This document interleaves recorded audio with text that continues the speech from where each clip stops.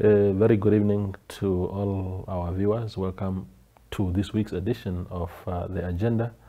My name is Toivan Jabela, your host. Tonight, we are excited to have one of the candidates for the Swapo Vice President's position, that is Pohamba Shifeta, who is also the Minister of Environment and Tourism, just to share with us his perspectives on the race and what he would intend to do should he get elected in November. Minister, thank you for your time. Thank you very much for having me here. Yeah, wonderful. I think, so for a long time, maybe for the past 2 or even 3 years, there's already been this speculation that Pohamba Shifeta will be in this race. I don't know whether that is to vindicate your capabilities or whether you have shown some sort of ambition for people to get that idea. How did it come about? See, you remember I was here, I think 2 years ago. Yes, I asked you that question. And you asked me that question. Yeah. And I said, my answer was, we have party processes. Yeah. And we have system.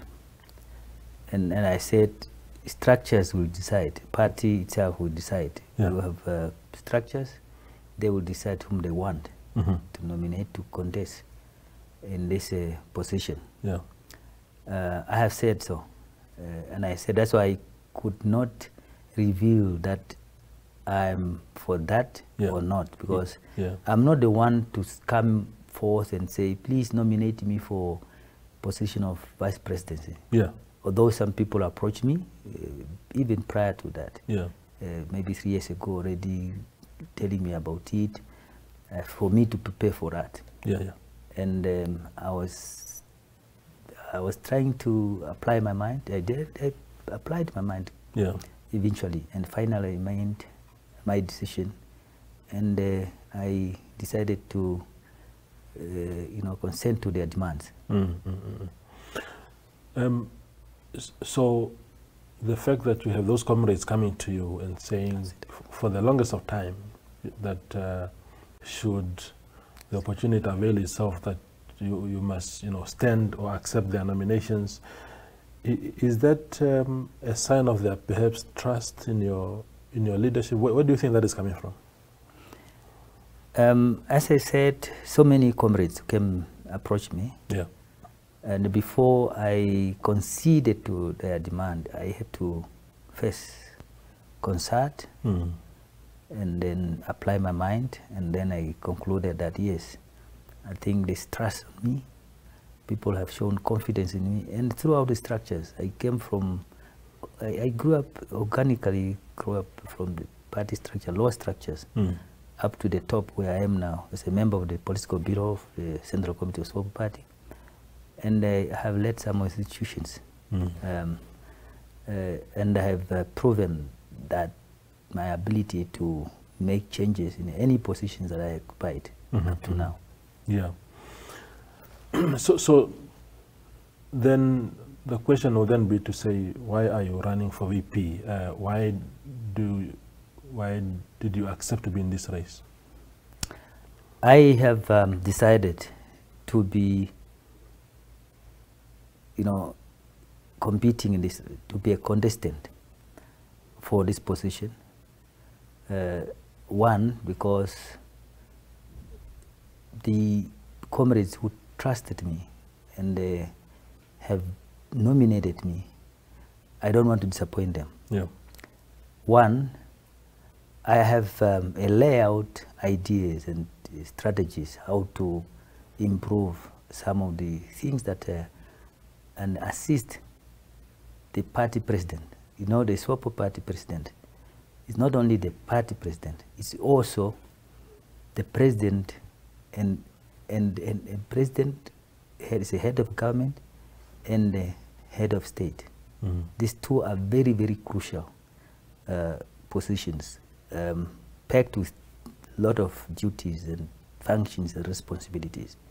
And again, the president of Swapo party is not only the president of Swapo party, but is also the chief executive officer.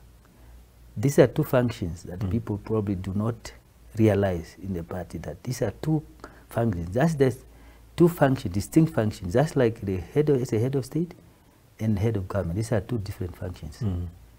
So, and as a head of the party, the president will chair meetings, both the congresses and the central committees, Politburo.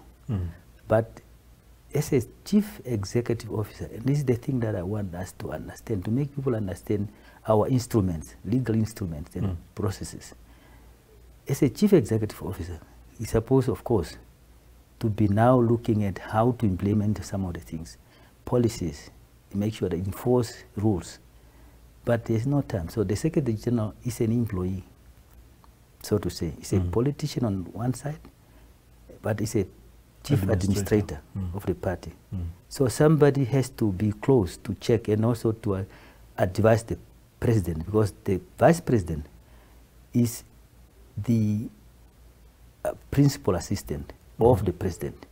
That it means that he has to look at the functions, duties, and responsibility of the president, and then advise, innovate, initiate, and advise the president. So that's why I decided I'm the rightful candidate to do so, because I know the Swapo party instruments. I know the process, how to get things right.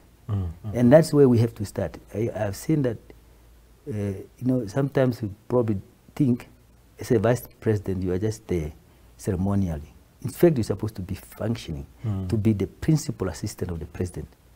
So to be between the president and the secretary general, and the more closely, because the president, as I said, has got too many functions and duties to undertake. So that's why I decided I'm the rightful candidate there, to ensure that those things are, and also to look at, to connect the legacy of Swapo to the future. So I think there's that generational mix that I want to bring in. And that is how to get the support of the young people, the support of the professionals, because you have to relate to them. They have to understand you. They have to come up with some unique ideas. You have to come up with new perspectives, and to deploy professionals in the party. That is the party. There's this notion, Minister Shifeta, that for the longest of times you were being groomed, not necessarily for any specific position, but there's always this notion that leaders in Swapo, your Semniomas of the time, President Pohamba, and now President Gengobo, who gave you your first full ministerial responsibilities, you spoke about organic growth, and we used to hear that, you know, there's been a deliberate sort of grooming of you by those leaders. Is there something that you can allude to that in that regard? That I cannot really testify right now in this witness box, but what I can say is that we have a good relationship with the three leaders. I worked under them. I worked, you know, they have also saw my ability to do things, and also that I'm a reliable person. But on the grooming part, you know, leaders normally groom people. And some people are probably not groomable. We all do that. There are some people who don't improve. But I cannot really say what is in their mind to maybe think I could be the best, or I could be one of them. I don't know. But when I got this information, or when this kind of information came to me and the demand to be nominated, before I have done so, I consulted widely, and I came to the conclusion that yes, let me go for it. Let me save the party, my party. Swapo. Speaking of consultations, Minister, The reports that we see in the newspapers that President Pohamba said you must withdraw from this race. Is there any credibility to those reports? You see, people normally make speculations also. I do not deny that we have spoken about my candidate was a former president, but also refute that there was pressure by the former president. Mm-hmm. Our discussion classified between myself and the former head of state, mm-hmm. and I cannot reveal what our discussion was all about. But what I can say is not to deny that there was such kind of conversation talking about my candidacy. So yeah. That one I cannot deny. Yeah, that's very good. There's the element of gender parity that has also made headlines and conversations. For example, there seems to be a confusion about how the 50-50 gender representation will work in the top four. President Hage Geingob will be retained as party president. If you were to be elected successfully in November, you become the second male in that list, and there are no guarantees that any woman at all will actually win anything. How would it work? How do you understand the constitution of the party in that regard? I want to make it clear, and I think categorically clear, because there is a confusion there, and the people probably they don't read our legal instruments to get to understand or misinterpret them. Yeah. Right now there's no, okay, 50-50 is there, but previously there was no 50-50. And right now people talking about zebra style. There's no zebra style there. They don't have a zebra in the top four right now. It could be this a female, male, or a male, female, and so on and so forth. But currently it's not. What is basically our instrument, our legal instruments, require the party to do, our structures to do, is to bring equal representation in nominations. Yeah. You are all nominated equally, equal gender, and then you go and compete. Yeah. And whoever comes, you cannot force a person to withdraw because of gender, otherwise it's not democratic. At a central committee level and some other levels, what we do is to have two lists. Yeah. Where you vote males and the females. You vote equal number from female, and then you zebra that. Whoever comes from whatever on top, whoever on top of this comes first, and then you take from here. Yeah. Irrespective of what votes he got from or she got from that. So you do that. But at the top four, there's no such formula up to now. What you need to do is to say, make sure that all female males are equally given opportunity to compete. Yeah. If you have, for instance, 2 males, you can have 2 females, but it's not compulsory. Yeah.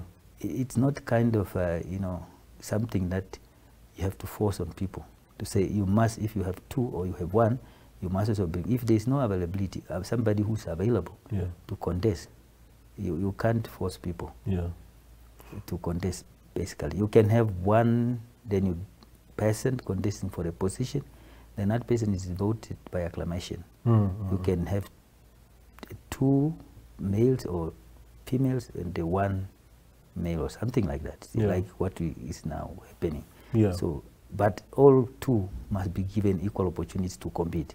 That is what our instrument basically saying. Yeah, and it makes sense actually now that you mentioned it, that you explained it that way, Minister, because I have said, there are people who in Swapo today say, you need to have, some are saying you must have the zebra element is mandatory. Some are saying, okay, it doesn't have to be mandatory in the zebra style, but you still have to have 50-50. And I'm saying in a democratic process, how do you implement that? Because if all women get voted, are you going to throw away the will of the people and impose men on people that did not vote for them, for example. So I think it makes sense that that you explained it that way. Before we go for the break, Minister, I want to understand this confusion to some of us who are following the developments. Some people are saying, oh, candidate A, B, or C are too old. Then you are told Pohamba Shifeta, being the youngest in the race, is too young. He should wait for his time because, you know, there's still time for him. You are 54. 54 is supposed to be the pinnacle of your life, of your political life. I'm sure at some stage you would want also to retire and be with your children and your grandchildren by the time you retire. How do you strike that balance? Why do you think, you alluded to earlier to the fact of that generational sort of transition? Why do you think that at your age you should be allowed to run? Yes, before I answer that, I forgot to say something on the gender equality.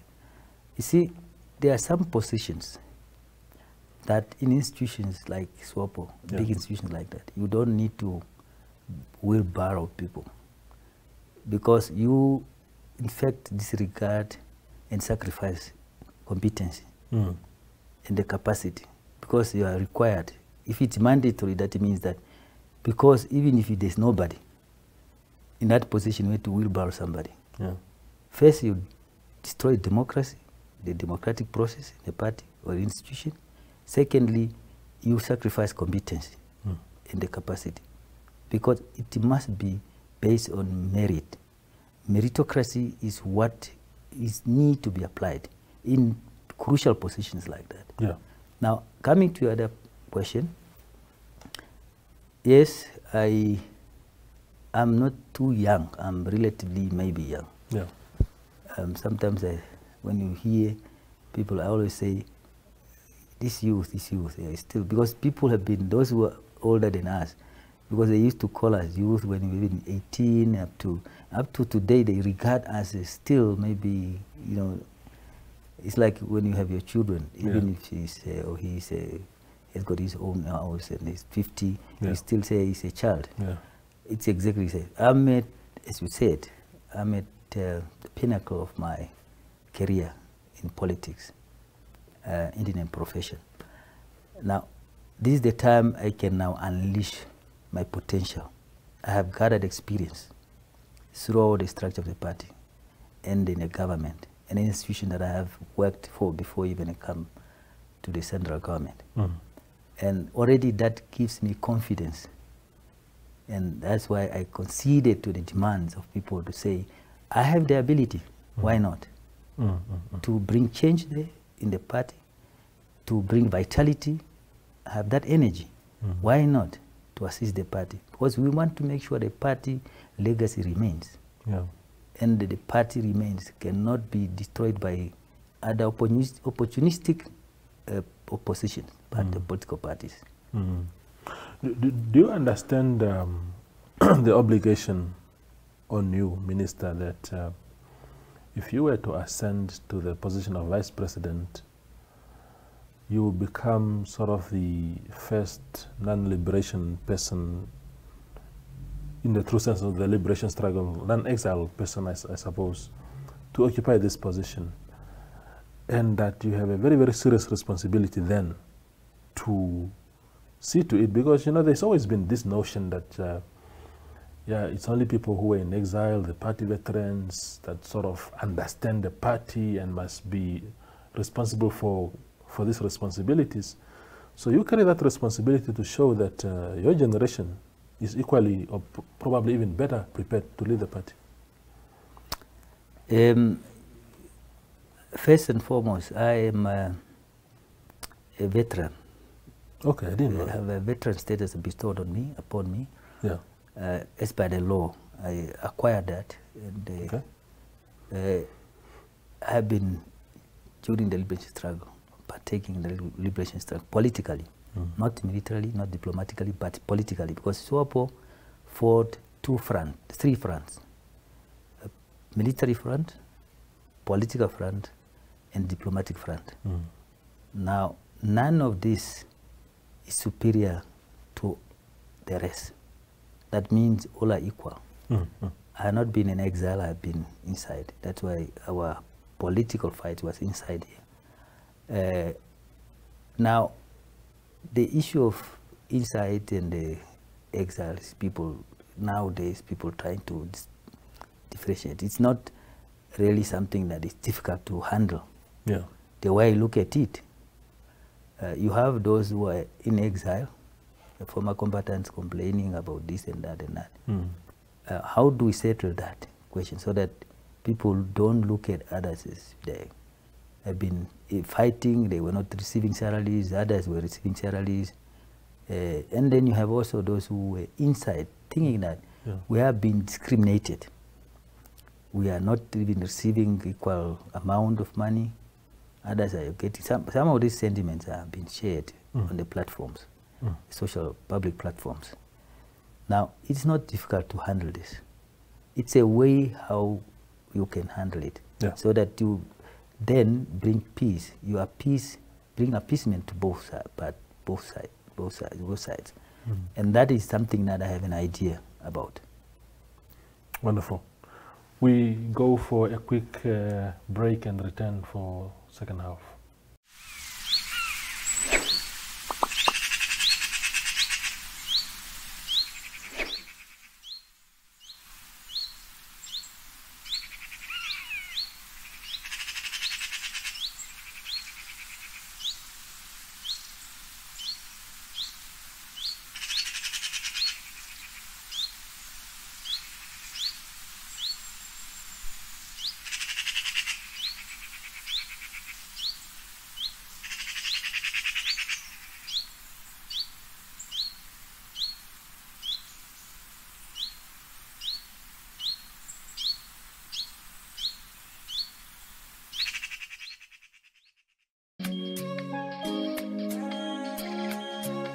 I studied medicine. I studied geology. I studied a Bachelor of Science. You start to heal people, touch patients, you touch lives, you save lives, you realize this is really what you want to do and you never get tired. Having graduated from the University of Namibia, I was able to open my own law firm and help people attend to their legal problems. Let's do the things that must be done and make it great. If you want to do it, just do it. That's what I wanted to do. So the sky is the limit. My UNAM, my pride.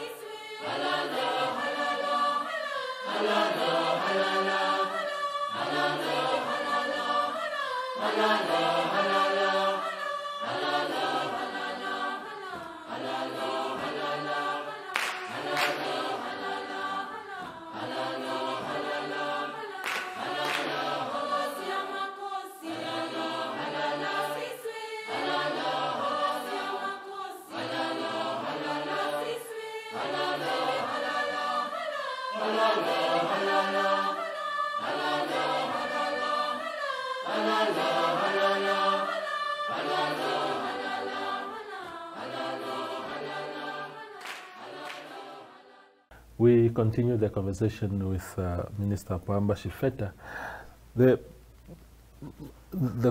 one thing that remains in albatross around your neck is the Kora issue, and I think you have really put a lot of effort into explaining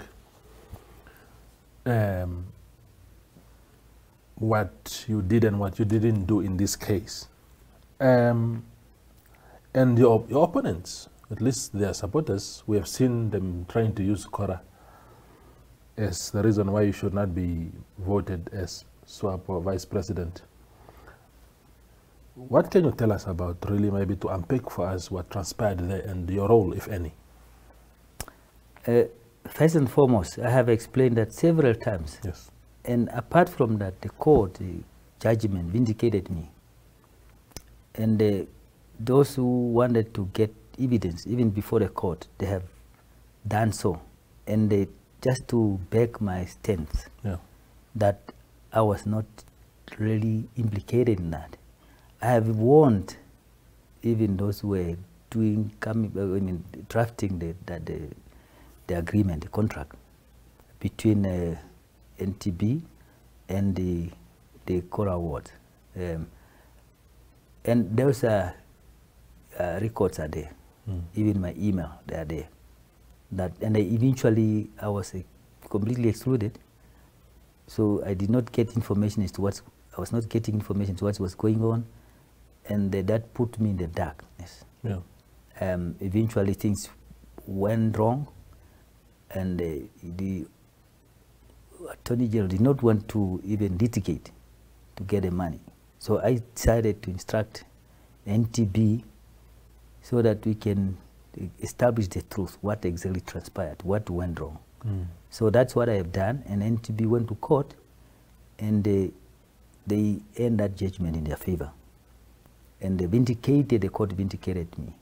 So this I have explained time and again. People are just throwing a stone where there's nothing. It's like throwing a stone wanting to hit something that you know exactly that there's nothing there. Yeah. But for just to blind people, you have to throw a stone, and you know that there's there's nothing that you can hit there. Yeah. So it is what is currently happening. I'm clean. Nobody can use anything against me when it comes to corruption. I'm one of those people who condemn, who don't like corruption. And that's how I was brought up. I was brought up not to touch other people's things. And I still stand on that. And that's how even that permeates to my children. I tell my children that, you do not need to touch somebody's things without permission. Even it could be your brother, it could be a sister, siblings, or your friend. You first have to get permission. And that, I'm convicted on that. Yeah, absolutely. And so then in that case, we know that NTB took up the matter, and they won the case. There's an appeal process now in the Supreme Court last time I checked. And there was a media report last week that said that you are determined to exhaust all processes, including going to Interpol, if it comes to that, in order to get that money back. How? Because obviously 23 million or whatever the amount is a lot of money. You could be innocent or not, but the country cannot just say, okay, fine, it happened, and then that's it. It's a lot of money. What are we going to do? Yeah, that's why I had to take it upon myself, because normally the Attorney General, and the Attorney General, was our counsel, was counseling us through NTB, through the Namibian Tourism Board, because it is under our ministry. So you have to, when you are standing for your client as a professional, you have to make sure that the contract is correct, and you make sure that there are no loopholes. Yeah. And any consequence, you must make sure that you fight with your client. Yeah. But our council abandoned NTB. That's why I decided to instruct NTB to litigate, and with the appeal, we'll fight nail and tooth, because what we want to make sure is that the money should come back. We can even eventually, come up with a criminal case that now we have established that this was a pure theft. We turn that to become a criminal case. And then after the judgment, we will involve, of course, Interpol, wherever that person comes, and it lands in the country where we have a traditional treaty. That person can be extradited. Yeah. Or he comes to Namibia by chance, definitely we will not leave it. Even if he comes today. Yeah. So because we want security, if he comes today, even if there's no criminal case, definitely our law can apply. I don't want to jump the gun here, Minister, but if you were to emerge victorious at the Congress in November, there's a real chance, a really huge chance that you become also the country's president come 2024 elections. Of course, the inauguration is usually in 2025. And I'm wondering as to speaking of corruption, because it's an issue of concern in our country. Government leaders like denying that there's rampant corruption in the country, but those of us in the media, the police, lawyers, and everybody knows that there's a lot of such concern. How would you tackle corruption? You see, you know, we have instruments, and our law is very clear. Not only people don't refer to ACC. You see, anti-corruption law is not the only one. That we're not just looking at the Anti-Corruption Act, but there are other instruments as well. Money laundering, regarding money laundering, and there's some other things. Even the Criminal Procedure Act is very clear about those things.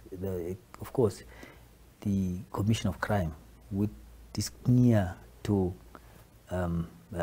money laundering and other things, are more of that. But anti-corruption normally target things that are done outside the other laws.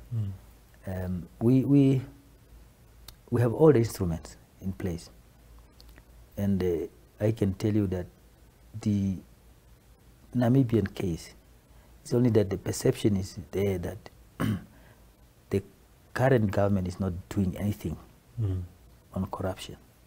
That's a perception. And the truth is that people don't look at other countries and other situations in other countries where even a minister of corruption is, if he was involved in corrupt activities, that is protected. It's not jailed. Now, in this country, that's why the president vote, and that's the thing that we need to praise the president and the others, because there was a draft of this laws to make sure that we make sure that we fill the lacuna that are there. Yeah. That there's no gap, that people go away with criminal activities, commission of crime. People must be arrested and charged. Now, we have to thank them for a president to allow to say, look, if you have done something, and he said it several times, I am not there to protect you. It's you and the law. And they will have instruments. We have these competent authorities. So they will charge you, they will arrest you and charge you. And they cannot stand between you and those competent authorities. And that's what he has done. Yeah. Had the president decided, no, I will not fire, or I will not ask these people to go. He didn't just want to humiliate people, but he said, no, are you resigning, or I will fire you? Because, of course, for the other competent authority to act, they need to require permission from the head of state. That's what people do not know. Otherwise, why that law is because anybody who wants to make anything can come and arrest the whole cabinet. That's why it's the president. You can't arrest the president, that authority's cabinet minister, just because you need first to discuss with the president. But the president allows that. That's why I said these things are already there, and the process is being carried out and applied correctly. So what we need to do is just to enforce that and to continue that legacy. Another challenge, of course, that any vice president of Swapo will face, especially now that President Hage Geingob has said that after Congress, he will only serve as Swapo president for 2 more years. I suppose once he's no longer state president, he will then also vacate the party presidency, because he's also a man who believes in the one center of power concept. So it means that then whoever emerges there will also take over the party itself, might be in an acting capacity until 2027 to be confirmed into that position. But disunity is a reality in Swapo. 2017 has divided people. This year things are being handled a little bit better, but we still see divisions as people rally behind their preferred candidates. How will you handle this matter? How will you unite Swapo? I'm also asking because there are people who are saying that Pohamba Shifeta, one of the exact words that they used is that Pohamba Shifeta, what was the word, doesn't like to offend people or something to that effect. But it was meant to say that, yeah, they were saying that you don't step on people's toes. You are not known for that. Does that help you also, that personality help you then to sort of unite people? Let me unveil my leadership philosophy. You know, first, when you work with people, you have to understand that they will always have divergent views. Even if two of us here, we will also have divergent views and opinions on certain matters. So you need to be tolerant on that. You need to respect that. When a person has got a divergent view on a very crucial matter, it doesn't mean that that person becomes your opponent, your enemy. It is natural. You must just respect that. And if you are friends, just be friends. For unity to continue in a party, you have to have a unity for purpose. You need to treat people the way you want them to treat you. I always tell people in the party, you have these people who just always want to cause division. Want to cause, and the way they claim the leader is to destroy other people. I always caution people. Now you do that, and some of them used to come back and say, "No, this I'm being treated like that." I used to point to them. I said, "Look here. You, in fact, came up with that concoction. You decided to. That's a self-destruction mentality. Somebody who doesn't understand that the way you treat other people, tomorrow it is you are destroying yourself. It will come back to you. And now you come and cry, yeah, now you must drink it. So therefore, we must understand that we need one another. So we should treat a person like you want to be treated. I always preach that in the party. So I have no enemy in the party. In fact, in life, you don't need to have enemies. Even if a person is doing this to you, you know, it's better not to allow eye for eye, you know, kind of mentality to overcome your emotions. So what you need to do is to demonstrate to that person that you disregard that, and you don't get into the tata with a person, and you know, try to see I'm more, you know, I can go up. If you say one, I say two. Yeah. I can destroy you two. You don't need to do that in life. So that is my leadership philosophy, and I will continue doing that. Are you minister? Are you a rich man? Did you accumulate a lot of wealth from politics? Are there any red flags to say that Pohamba Shifeta is a man who loves money, for example, and that once he gets to the top where he's now in control of the entire pot, that we should be worried? You see, there's no one on this planet who hates money. Yeah. I don't think anybody can stand and say, I hate money. So that is the instrument that you use to acquire what you want to acquire in life in this current modern society. So you have to have money because there's no barter system anymore. So you have to have money. But also depends how do you acquire that money and how to use that money. So I'm not somebody who wants to be filthy rich. I've been having businesses, and before even I came in the central government. And then my business suffered because there we occupy that. I have to sell some of my businesses. I have to just drop some of it, but I still have, and that it is more of investment that I have to invest. I have to do this. You know, that's why I said it's not a question of love of money. It's a question of you have to like money because you have to use it. But do you really want to be filthy rich? And what is that? Lifestyle. It's not my kind of you know, future that I'm pursuing. I have not even thought of that in my life. So, but you have to have means to maintain yourself, to maintain your family, and your friends who are close to you, and also to when you acquire that, how do you share with people? Yeah. Most of this I donate to different people and who are vulnerable, and also to some schools and some institutions, charity institutions. Yeah. Yeah. Who is funding your campaigns? Now, I decided not to use much money. Yeah. We have friends who come on board and say, look,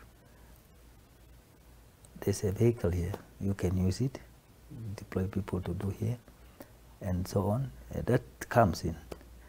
And, you know, we try to be transparent in the process, that you do not really want to deploy. And we want to discourage that people have to deploy millions of money for internal campaign. This is just a primary, inside the party, primary campaign, contestation at the primary level.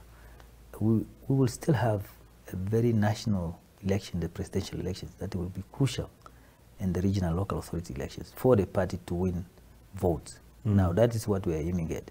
This is a very relative, but of course you have to have some kind of resource from your pocket and to do that, to make sure that you move here and there. And you have people who are moving here and there. Now, if I were to say to Pohamba Shifeta that, look, you are my preferred man for that job, and I'm going to assist you in my own way in that regard, I avail my vehicle or whatever, what are you going to give me in return? That's why I said, you see, I do not accept anything with conditions. Yeah. A person, it's like I'm availing myself, my vehicle. That means I'm driving my vehicle to campaign for you. Because the person, of course, in that case, you expect that it's not to give your vehicle to you, but to avail, to use his vehicle or his fuel to campaign for you. He feels that I see something in you. I see value in you. It's not that I want you to, and I cannot accept that condition like that. So no condition attached in anything. If you want to campaign for me, because there are people who are voluntary, because I see that you want us, we want you to carry us. Yeah. With you, there will be prosperity. With you, there will be good leadership. With you, Namibia will be up there. So that's why we are assisting, because in fact they are assisting because they want also, they are assisting themselves. They want also me to take them up there when I'm there. That means for Namibia to go up there, they see the quality of leadership in me, not because they want to get anything. And the people must not do things like that because they want to receive anything in return.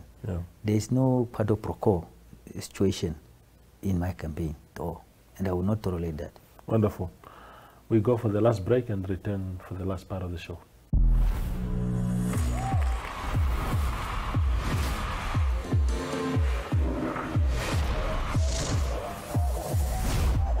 A single step. A decision to open the door, to see what's out there, to see what's inside you, what the world has to offer, what you can give, what you're made of as you dream about what you can make. You will build and you will fall, but each day you will be wiser, stronger, and above the rest. You will soar. And one day, even as you keep moving forward, you'll pause to take a look back. You'll reflect on all you've learned, on all you've seen and everything you have done.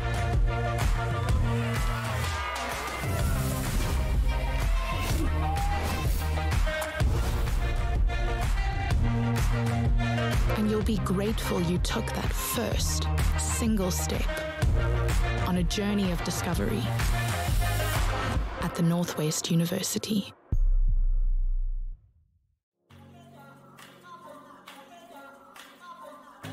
Africa Good Morning is a current affairs program that brings you the latest from Southern Africa and beyond. News, economics, sport, weather, interviews, and so much more. For any advertising or news-related queries, contact agm@synergy.com.na. Africa Good Morning, bringing Africa to you. Now we are dealing with the last part of the show. Minister Shifeta, one of the things that trouble me a lot as a citizen is the very, very bad culture that has been developed by particularly Swapo leaders. It cannot be coincidence that children of Swapo politicians are just always the ones getting these opportunities. They are in fishing, they are in mining, they are the ones getting bursaries. It's like almost like a syndicate. It cannot be coincidence. There are children of ministers or even former presidents and former presidents in fishing companies. It can't just be coincidence that they just happen to bump into each other in a fishing company. It's because there must have been some orchestration of some sort. How are you going to deal with these kind of things? Because those things are very helpful to the rest of the citizens. Yes. Let me first clarify on this matter that every Nambian citizen has got a right. Of course, the right is also to go with some kind of application of other rights. Yeah.